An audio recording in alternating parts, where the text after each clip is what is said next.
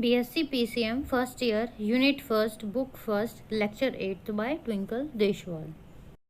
Hello student, last video में हमने centre of मास पढ़ा था और उसके कुछ कंसेप्ट पढ़े थे और हमने सेंटर ऑफ वेलोसिटी की वैल्यू निकाल के लेके आए थे जो थी हमारी VC is equals to 1/m summation MI/VI i कहाँ से लेके 1 से लेके nth टर्म तक के लिए।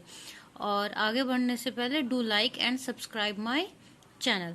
तो हमने सेंटर ऑफ वेलोसिटी की वैल्यू पढ़ ली थी, अब हम क्या करेंगे उसे कंटिन्यू करेंगे। अब हमने क्या किया, जो सेंटर ऑफ वेलोसिटी की जो वैल्यू थी उसे क्या किया, हमने डिफ्रेंशिएट करा।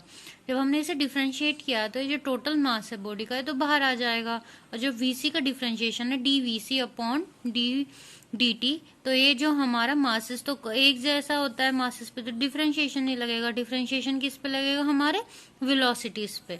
ठीक है, तो क्या आएगा 1/m टोटल मास बाहर bracketed m1 dv1 upon dt plus m2 dv2 upon dt plus continue mn तक, क्योंकि कहाँ तक टर्म गई हुई है हमारी nth तक, तो mn dvn अपॉन dt। तो ये जो dvc अपॉन dt क्या बन गया हमारा, acceleration. Acceleration centre of mass, acceleration of centre of मास। जैसे वेलोसिटी आई थी सेंटर ऑफ मास की, उसी तरीके से हमारे जो पार्टिकल है कुछ एक्सेलरेशन से चल रहे होंगे जिसका सेंटर ऑफ मास होगा।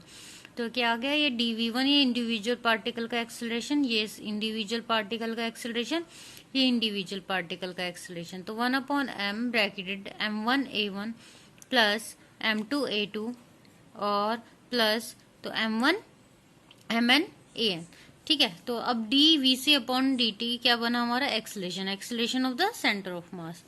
तो ये जो हमारा mac, इसे m को ac के साथ मल्टीप्लीकेशन में लेके चले गए, m1a1 m2a2 और m1an, हमने मासेस को भी कंटिन्यूएशन में दे के आ गए। अब हमारा जो फोर्स है वो क्या होता है, मास इनटू एक्सेलरेशन। ठीक है, तो अब अगर हमें मास ऑफ द टोटल मास को प्रोडक्ट कर लिया acceleration of the centre of मास में, वो किसके इक्वल हो, क्योंकि ये m1a1 किसका फोर्स है, फर्स्ट पार्टिकल के ऊपर जो फोर्स लग रहा है, ये किसके ऊपर फोर्स लग रहा है, सेकंड पार्टिकल के लिए। ये सिमिलरली ये किस पे फोर्स लग रहा है, हमारे nth पार्टिकल पे फोर्स लग रहा है।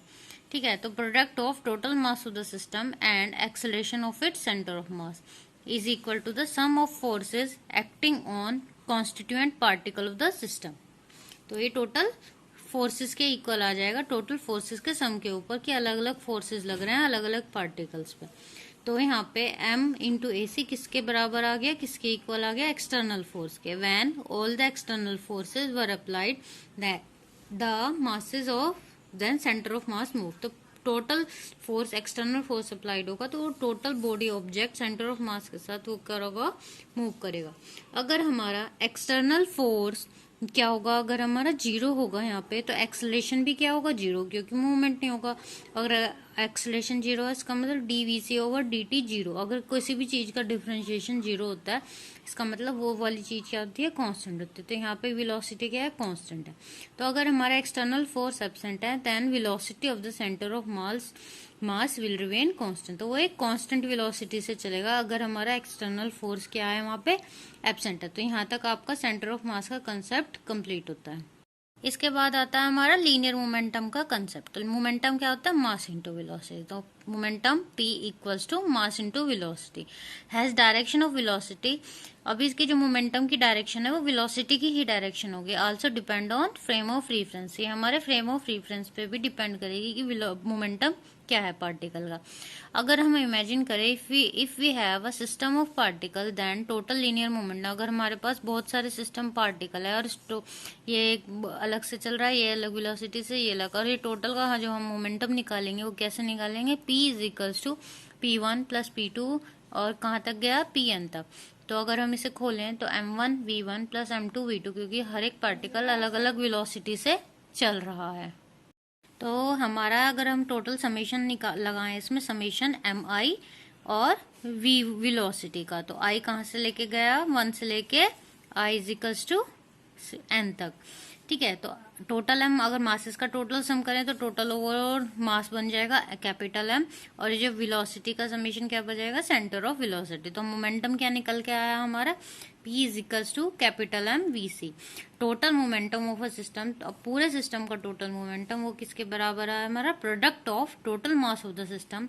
किसकी प्रोडक्ट है, इन दोनों की, ये total mass of the system है, product of total mass of the system and velocity of its centre of mass, और उसके सेंटर ऑफ मास के बराबर आया by Newton second law for system of particle. तो अगर हम न्यूटन सेकेंड लॉ लगाएं तो एफ एक्सटर्नल क्या होता है, मास इनटू एक्सेलरेशन। तो एफ एक्सटर्नल क्या है, वेक्टर सम है सारे एक्सटर्नल फोर्सेस का, A C is the acceleration of centre of mass. तो हम इक्वेशन नंबर 1 को, ये वाली को डिफ्रेंशिएट करें अगर, dp over dt equals to m dvc upon dt। अब dvc अपॉन dt क्या बन गया, एक्सेलरेशन। तो dp अपॉन dt किसके बराबर आया हमारा, और यह m इंटू एक्सेलरेशन किसके इक्वल था, एफ एक्सटर्नल के। तो dp over dt change in linear momentum is equal to the external force applied. तो न्यूटन सेकंड लॉ से rate of change of momentum, अगर rate of change of momentum निकाले is equal to the force applied for centre of mass, और force applied के equal होता है centre of masses के case में। सिमिलरली यहाँ पे भी अगर हमारा एक्सटर्नल फोर्स 0 है तो dp ओवर dt क्या होगा, 0 के इक्वल होगा। अगर किसी चीज का डिफरेंशिएशन 0 होता है तो वहाँ पे वो चीज कांस्टेंट हो जाती है। तो यहाँ पे जो लीनियर मोमेंटम है वो कांस्टेंट है। तो सम ऑफ एक्सटर्नल फोर्सेज इज 0। अगर सम ऑफ एक्सटर्नल फोर्सेज 0 है तो सिस्टम रिमेन्स कांस्टेंट। तो सिस्टम क्या होगा हमारा, 0, वो हिलेगा ही नहीं, कोई मोमेंटम आएगा ही नहीं। Then total linear momentum of principle of conservation of, तो हमारा टोटल लीनियर मोमेंटम ये किसे फॉलो करेगा, principle of conservation of linear momentum. तो यहाँ पे लीनियर मोमेंटम क्या रहेगा, कंजर्व्ड रहेगा। नाउ जो लीनियर मोमेंटम क्या होता है, m into v c equals to constant. तो हमारा क्या कांस्टेंट हुआ यहाँ पे, अगर p कांस्टेंट है तो हमारा v कांस्टेंट है, डेट इज एक्सटर्नल फोर्स 0 है। तो absence of external force, centre of mass moves with a constant of velocity. Centre of mass external force के एब्सेंट में कांस्टेंट वेलोसिटी से क्या करेगा, मूव करेगा। नाउ कंसिडर टू बॉडीज, अगर हम कंसिडर करें दो बॉडीज ए एंड बी, तो उन एम ए पहली बॉडी है, एम बी सेकेंड बॉडी है, इनके मासेस हैं, और वी ए वी बी इनकी वेलोसिटीज है। तो मोमेंटम कैसे लिखेंगे, momentum is equals to mass into velocity of first body plus mass into velocity of second body, a body and b body, in absence of external forces. तो P is equals to constant, तो momentum क्या होगा, constant, और उनका change in momentum वो क्या होगा हमारा, 0 होगा।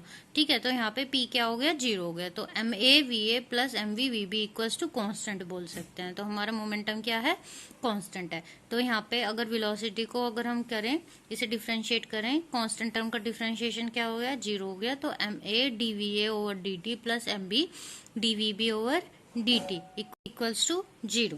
तो m a change in velocity क्या होगा हमारा, एक्सेलरेशन। तो m a acceleration of first body plus m b acceleration of second body equals to 0। और ये इधर राइट हैंड साइड पे चला गया तो क्या बना, एम ए और acceleration of first body equals to और minus sign of M B A B. ठीक है, तो और ये सेकंड लॉ से क्या बना, ये क्या बना हमारा, फोर्स है हमारी फर्स्ट बॉडी पे इक्वल्स टू, ये फोर्स है हमारा सेकंड बॉडी पे। फर्स्ट बॉडी पे फोर्स कौन लगा रहा है, हमारी सेकंड बॉडी लगा रही है इक्वल्स टू माइनस, और सेकंड बॉडी पे फोर्स कौन लगा रही है, फर्स्ट बॉडी। तो यहाँ पे क्या बना, F A B equals to minus F B A. तो यहाँ पे क्या है, Newton's third law of action और रिएक्शन प्रूफ हुआ।